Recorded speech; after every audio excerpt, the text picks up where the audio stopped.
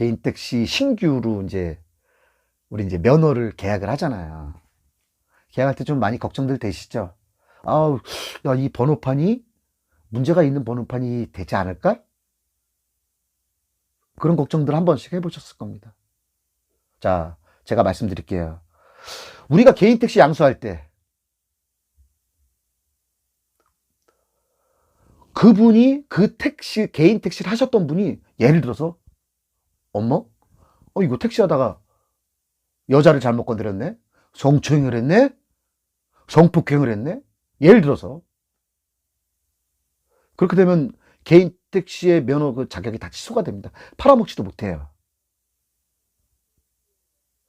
사건이 되면. 근데 이게 사건이 딱 됐어. 사건화가 됐어.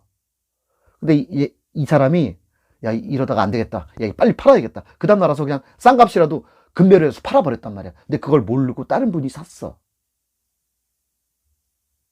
근데 이분이 재판 과정에서 해갖고 막 구속이 됐어. 그럼 그 면허가 취소당하겠죠. 그 개인 택시 면허가. 그럼 누가 피해입니까? 네. 사신 분이 피해 보는 거예요. 근데 이제 문제는 뭐냐면 이 살 때 그 번호판을 조회를 해서 그분이 어떠한 범죄에 관련이 돼 있는지를 아니면 어떠한 범죄에 수사가 돼 있고 수사가 되는 진행 상황이나 재판관 이걸 볼 수가 없다는 거예요. 구청도 안 가르쳐줘. 개인정보라. 그러니까 매매를 하신 분이나 아니 우리처럼 그걸 살라고 했던 분들이 그걸 전혀 모른단 말이에요. 그래서 이게 위험성이 크다. 그래서 저는요, 이거를 좀 우리 국토부에서 좀 안전장치를 좀 만들어줬으면 좋겠어요. 안전장치. 근데 이제 우리나라가 억울한 분도 있겠죠. 나는 성추행 안 했어. 내가 저번에 말씀드렸잖아. 나 운전만 했는데? 근데 이 여자가 날 고소를 했네? 그렇다고 이거를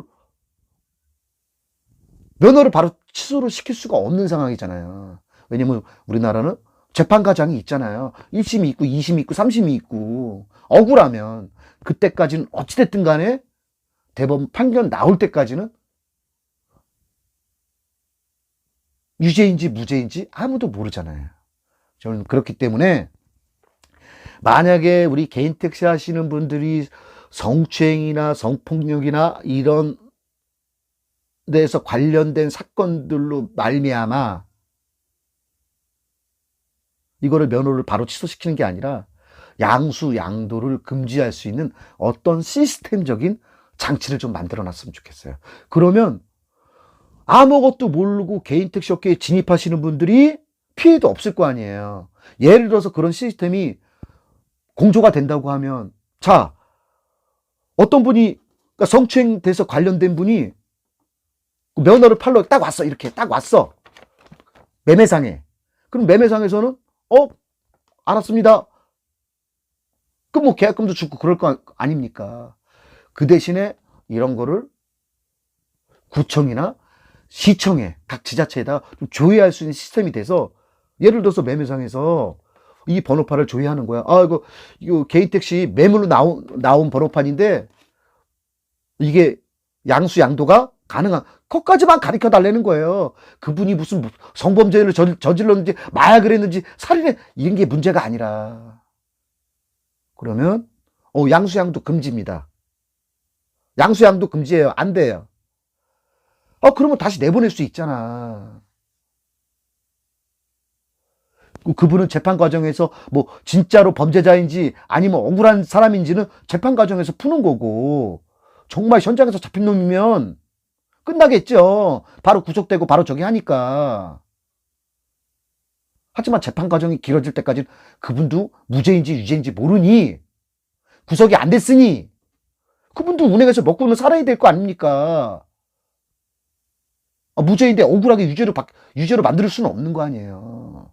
하지만 그 사건이 종결될 때까지는 개인 택시 양수 양도 금지를 딱 시스템적으로 좀 해놓자. 그래서 이걸 뭐 교통안전공단이라든지 그래서 정말 많은 피해자분들이 나오지 않게 좀 했으면 좋겠다. 저는 이렇게 좀 말씀드려요. 왜냐면 가끔 그런 게 나오잖아. 가끔. 뭣도 모르고 개인 택시 계약을 했는데 나중에 누구한테 들은 거야. 저분이 누구 저기 성추행 뭐 이거 관련돼서 좀 재판 과정에 있습니다. 이게 된 거예요. 그래서 그 번호판을 빨리 다른 걸로 교체해준 선례가 있어요, 지금.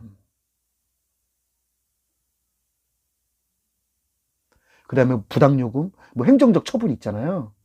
그러니까 이 택시 기사가, 그러니까 만약에 내 하기정이라는 택시가, 자, 부당요금도 했어, 승차 거부도 했어, 모두 했어, 막 했어. 뭐 행정적 처분이 어떤 게 쫙 돼서 있을 거 아닙니까?